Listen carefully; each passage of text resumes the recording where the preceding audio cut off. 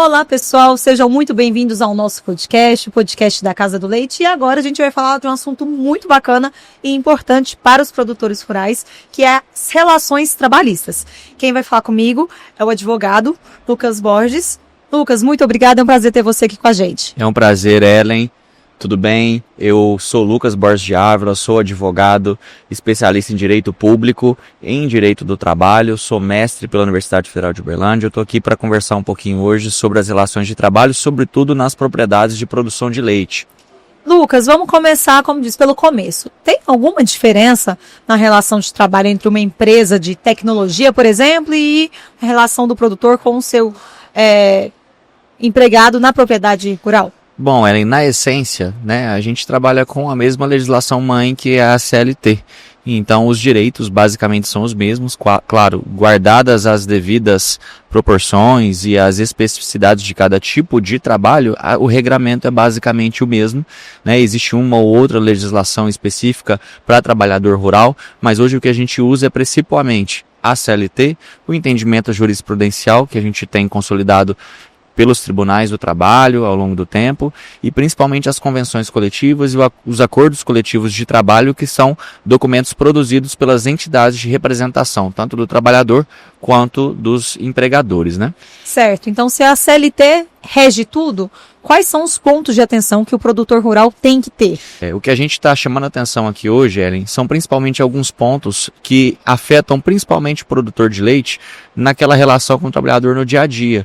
Então a gente tratou hoje, por exemplo, sobre jornada de trabalho, sobre controle de jornada de trabalho. A gente tem nas propriedades rurais hoje uma dificuldade muito grande em relação ao controle de jornada, porque às vezes o produtor é pequeno produtor de leite, ele tem um funcionário, ele tem 2 funcionários e ele não está obrigado por lei a manter um registro de ponto, ok? Então, se numa eventualidade algum funcionário que fez uma hora extra, que se sentiu afetado em alguma questão em relação de alguma forma, em relação ao que ele está recebendo ou o horário de trabalho que ele está praticando ali, ele pode vir a questionar isso na justiça contra o produtor, contra a empresa, contra a fazenda, e se não tiver um controle efetivo da jornada, ele pode estar descoberto, ele pode ter algum tipo de vulnerabilidade. É claro, na medida em que o direito é devido, a gente sempre tem que tentar conciliar os interesses do empregador, do empregado, para tentar resolver, mas infelizmente a gente sabe que há algumas circunstâncias em que o trabalhador questiona isso sem ser devido. E quando isso acontece, tanto para proteger o produtor, o empregador, quanto para proteger o próprio trabalhador, a gente indica algumas alternativas. Então, às vezes ele não tem mais de 10 funcionários, que hoje é o que está acumulado no TST, como critério para exigir o controle de jornada.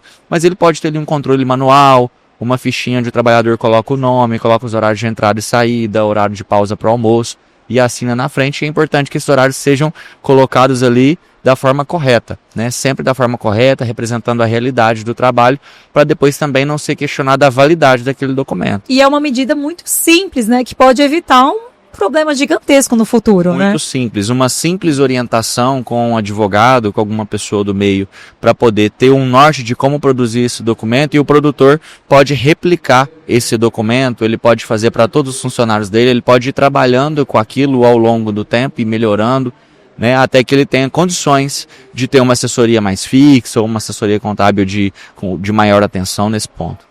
E além, então, da jornada de trabalho ser documentada, qual que é a outra preocupação, outro cuidado que o produtor tem? Outro ponto que a gente gosta de tratar é sobre o repouso semanal remunerado do trabalhador. A gente sabe que a produção leiteira, ela é uma atividade muito bonita e é uma atividade ao mesmo tempo que ela exige muito, porque ela é diária. E o próprio gado, ele precisa de ser bem tratado, ele precisa de ter bem-estar, ele precisa de ter uma rotina. Então a gente não pode simplesmente fechar a porta do curral e falar: domingo eu não vou tirar leite. E o pequeno produtor, principalmente, ele sabe muito bem disso.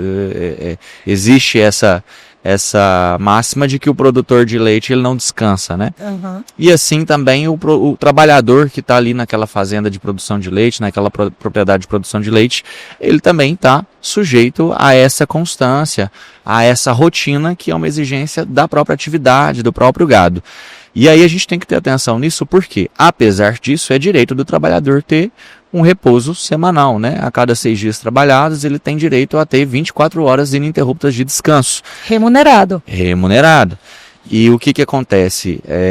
Principalmente nas pequenas propriedades rurais, isso é constantemente Quebrado. Violado, não por má fé, não porque a pessoa quer que o trabalhador continue ali sem descanso, às vezes é por falta de condições de proporcionar isso mesmo, né?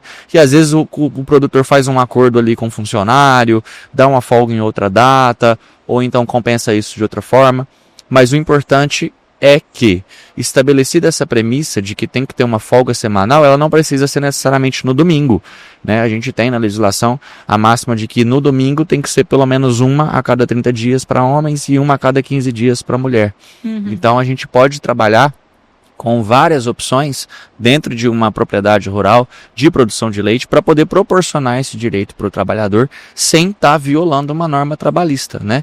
Seja adequando uma escala, seja contratando uma mão de obra informal, uma diária para poder proporcionar aquela folga para o trabalhador, e isso é importante que o produtor de leite, principalmente aquele que não tem condição de ter uma orientação mais constante, ele saiba para poder estar andando certinho ali com a norma trabalhista e estar trazendo aquele trabalhador para junto dele, né?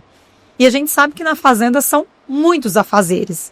Sobre o que o trabalhador deve fazer, também tem que ter algum cuidado com isso? As obrigações, né, do trabalhador? Sim, a gente tem que ter o cuidado de estabelecer desde o início do contrato de trabalho quais são as funções daquela pessoa que vai trabalhar na propriedade rural, né? Então, se isso for bem conversado e bem representado no contrato de trabalho, e a remuneração e a carga horária forem condizentes com aquele rol de serviços que a pessoa tem que prestar, tá tudo certo. O problema surge quando a gente tem, por exemplo, uma pessoa que foi contratada para fazer a administração ali do espaço da ordenha, para efetivamente tirar o leite.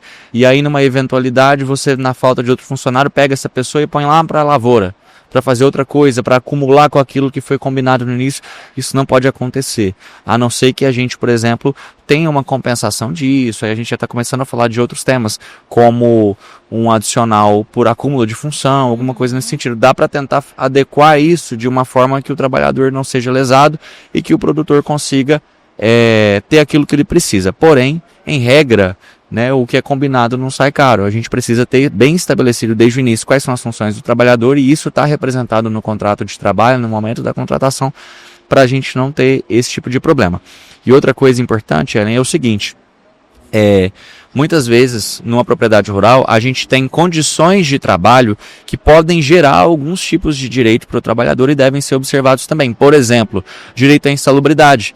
Aquele trabalhador que está ali sujeito a um gado constantemente doente, com problema sanitário, com doença infecto-contagiosa, ele tem direito, por exemplo, a receber insalubridade.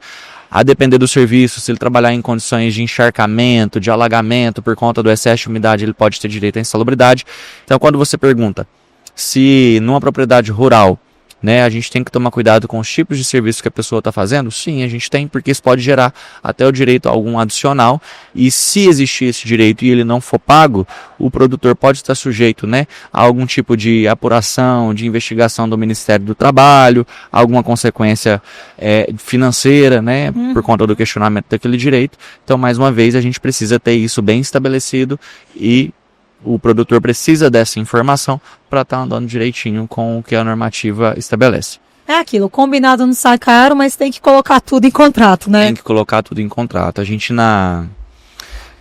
no meio rural, a gente ainda tem aquela máxima do fio do bigode, do olho no olho, e isso é bem bacana também, né? Mas infelizmente hoje em dia a gente não pode trabalhar com esse tipo de condução. A gente tem que ter as coisas certinhas, e quanto mais o produtor tiver informado, maior a chance de ele estar protegido e de proteger o trabalhador que está ali com ele também. Lucas, a gente está falando aí dos riscos de descumprir a legislação trabalhista, mas quais são a parte boa de se cumprir a CLT, as regras todas certinhas? Bacana, Ellen. O que eu entendo particularmente que é interessante para o produtor rural, que está bem informado, que está disposto, né, a cumprir isso direitinho. Quando a gente fala de uma propriedade de produção de leite, a gente tem inúmeros desafios que não só o desafio da mão de obra, o desafio do direito do trabalho, para que ele cresça, para que aquele produtor se desenvolva, prospere economicamente. Então, o maior pressuposto, talvez, para que uma produção de leite, uma fazenda de produção de leite prospere, é que ela tenha mão de obra. Então, a gente precisa ter esse respeito, esse atendimento à legislação trabalhista para a gente ter gente com a gente, para a gente poder propiciar esse crescimento que uma fazenda precisa, e esse crescimento depende de pessoas trabalhando, né? Ninguém faz nada sozinho. Ninguém faz nada sozinho.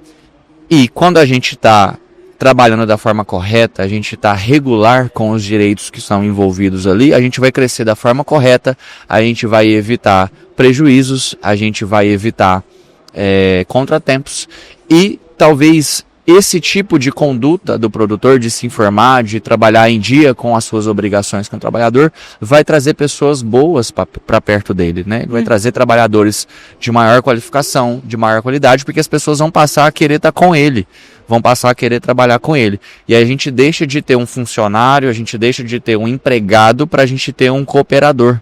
Alguém que vai estar ali junto, que vai estar crescendo junto, que vai estar ali por propósito também, e não só porque está recebendo um salário. Isso é muito importante, a gente precisa disso, porque a nossa atividade é muito bonita, nossa atividade ela é muito rica, a gente está falando de produzir alimento, a gente está falando de produzir histórias, a gente está falando de produzir cultura em torno do agro.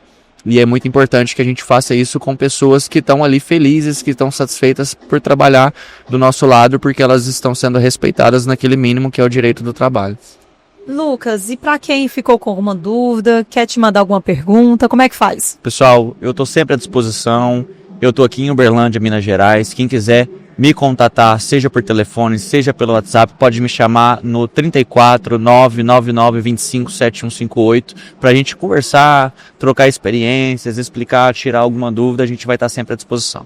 Lucas, foi um prazer ter você aqui com a gente, muito obrigada pela sua disponibilidade. Agradeço, Ellen. Muito obrigado pelo convite, foi um prazer estar aqui com vocês. E já vamos preparar o próximo podcast para a gente tirar mais dúvidas aí, esclarecer tudo para o produtor rural. Muito obrigada, e você aí continua acompanhando que em breve tem mais podcast na Casa do Leite.